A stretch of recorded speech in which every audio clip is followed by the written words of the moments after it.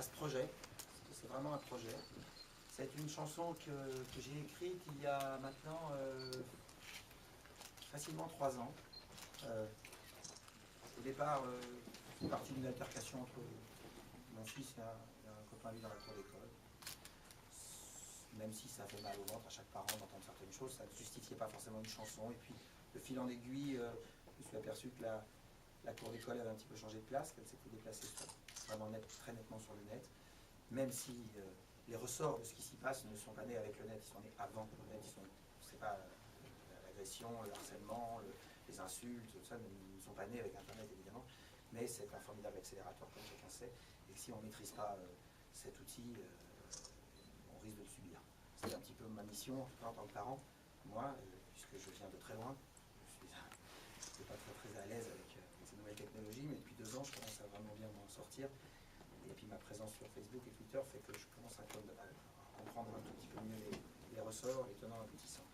Nos enfants font leurs études sur Internet, leur devoir en tout cas à l'école dans laquelle ils sont, l'école dans laquelle sont les miens, sont obligés, on le net tout le temps. Donc c'est évident qu'on ne peut pas passer à côté de ça, et puis c'est un outil qu'on utilise à plein d'égards et qui est absolument extraordinaire, tant sur le plan culturel que ludique, à tous les niveaux informatifs. Mais on en connaît tous évidemment les effets pervers, puisqu'on est en prise directe avec les fixations des gens, pour le meilleur et pour le pire.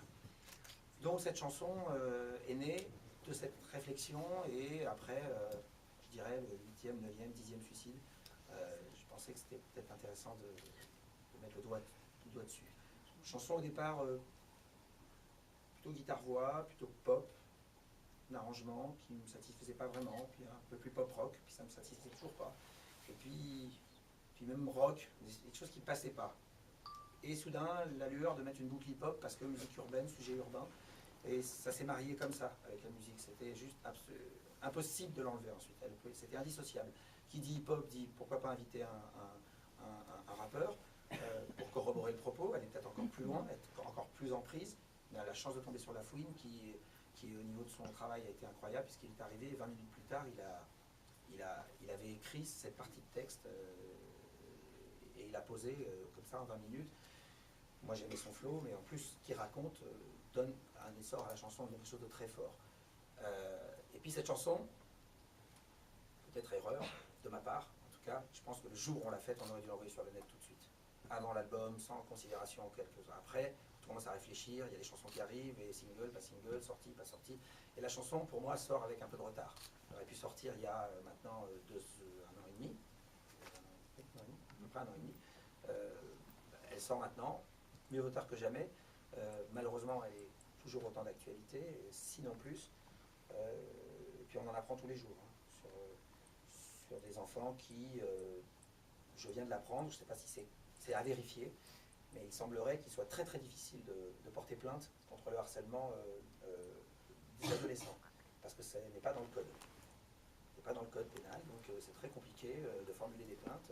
On peut se plaindre du harcèlement au travail, du harcèlement, toutes les formes de harcèlement qu'on connaît, mais celui-là, les ados, il est beaucoup plus complexe, et beaucoup plus difficile à être accepté par les...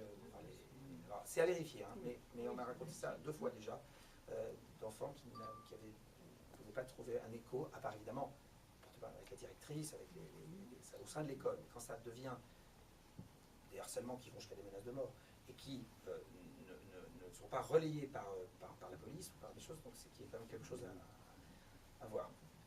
C'est un sujet qui est profondément important, parce qu'il représente aujourd'hui la fracture, une des fractures de notre société. Et que vous soyez présents toutes et tous ici, vu votre application, vos relais, votre travail, mais surtout, vous êtes pour la plupart d'entre vous des parents.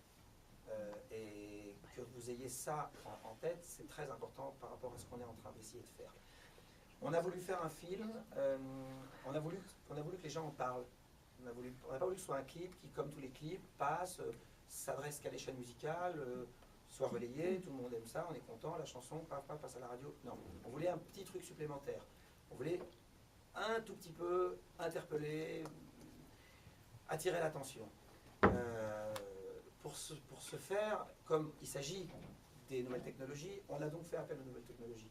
On a toute une technique pour cette présentation que Maxime va vous expliquer dans 2 minutes. Toute son équipe, ils ont été extrêmement réactifs, extrêmement présents, très agréable de travailler avec eux.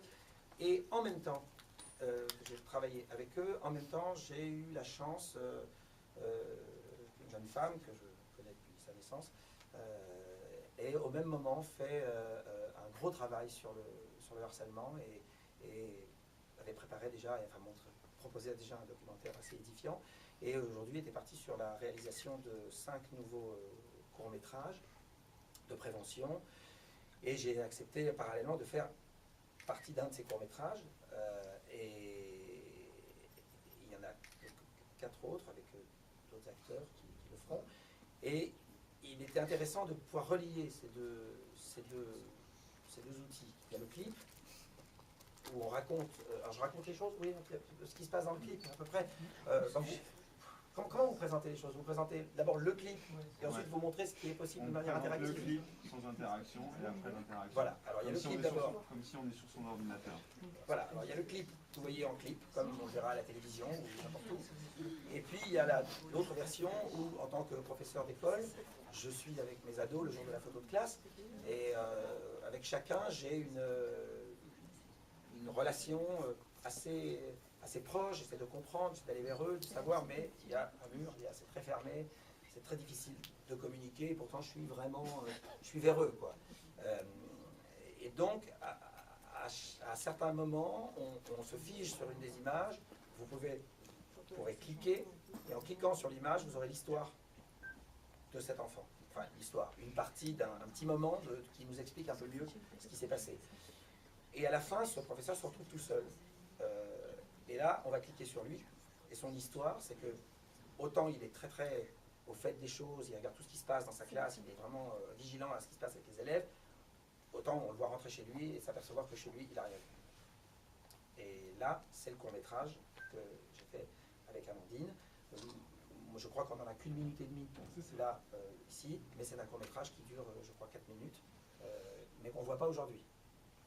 Hein, c'est ça, malheureusement. Voilà, et donc je vous ai à peu près tout dit. Si Mathias, Maxime, putain. C'est vrai, c'est que j'ai toujours du 4 par 4 comme les Beatles. Il n'y a pas de mal. Et si tu vas ajouter un mot sur le principe un peu que vous avez mis en